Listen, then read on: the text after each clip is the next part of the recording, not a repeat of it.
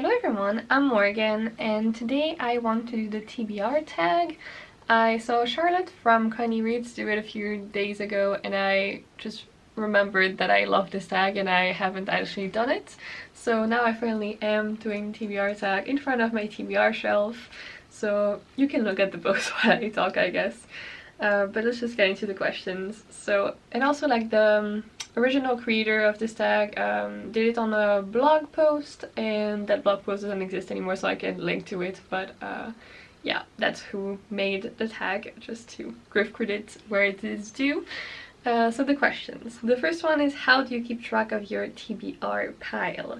So I keep track a bit too much. I use Goodreads and Storygraph, which are both linked actually in my description now all the time. And I also have a spreadsheet that I use. So Sophie from the portal and the Pages makes every year, and that I really like using, and it gives me so many stats. Actually, I still haven't published like my 2020 reading stats, but it's coming like next week.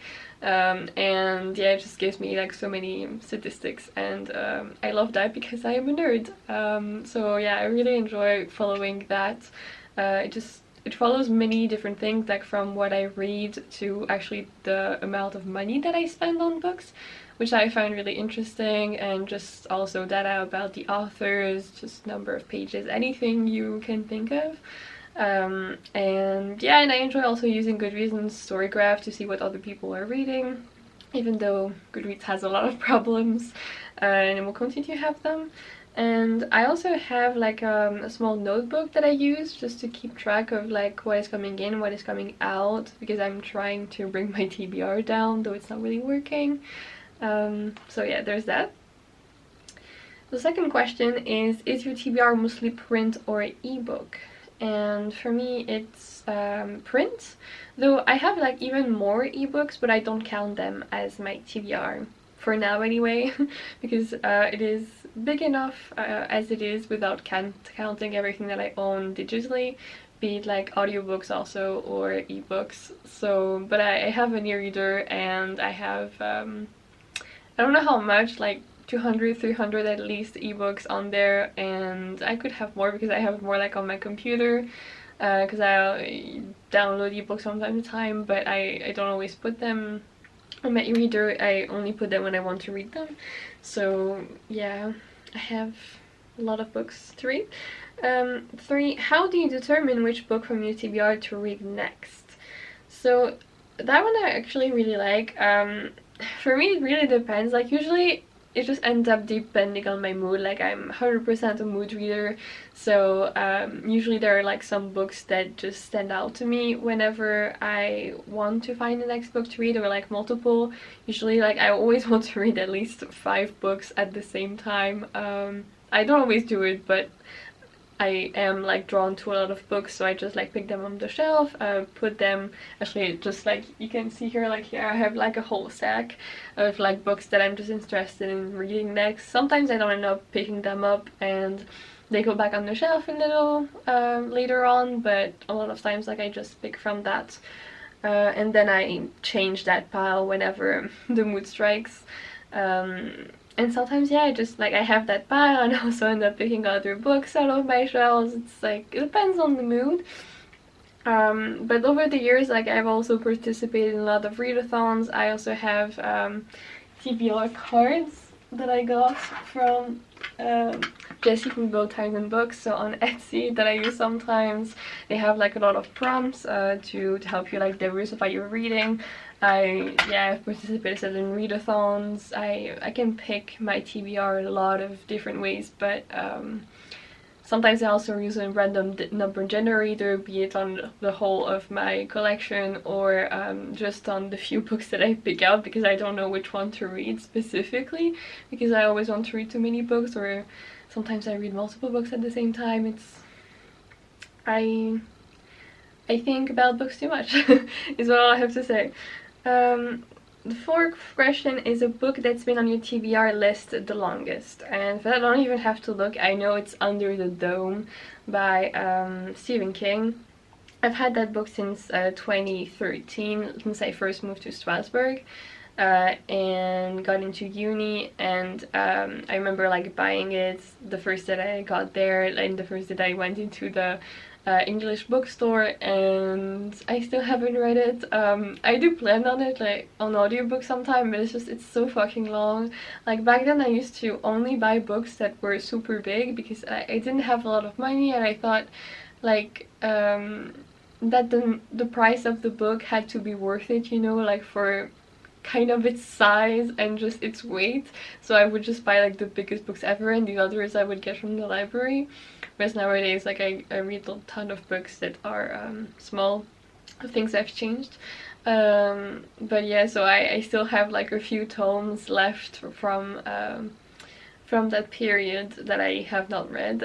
But it's gonna come. Like I've been keeping it because I do want to read, and I know some people who love that book, so it's gonna happen one day. Then 5, a book you recently added to your TBR.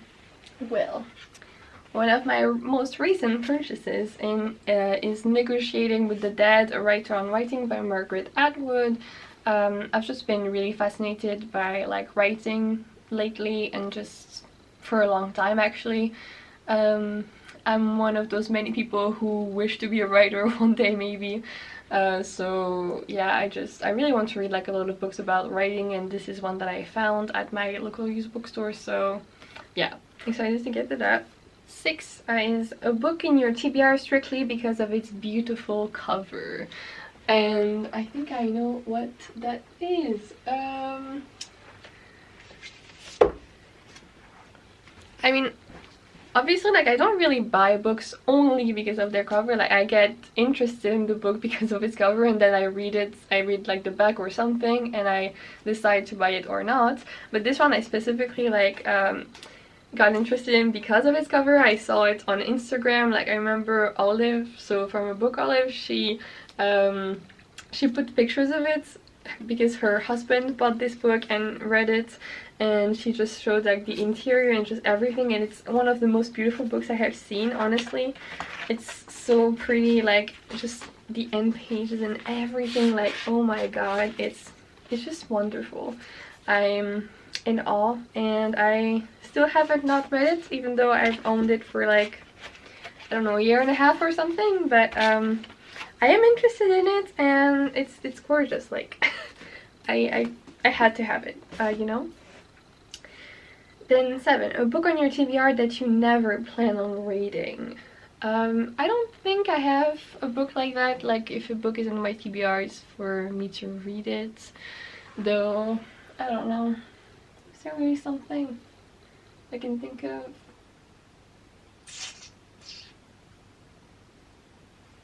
No.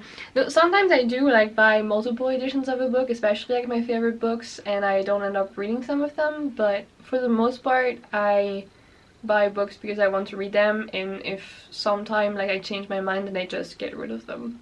8 is an unpublished book on your TBR that you're excited for. So I can't pick just one book that I'm excited for, but let's just say like Cytonic by Brendan Sanderson.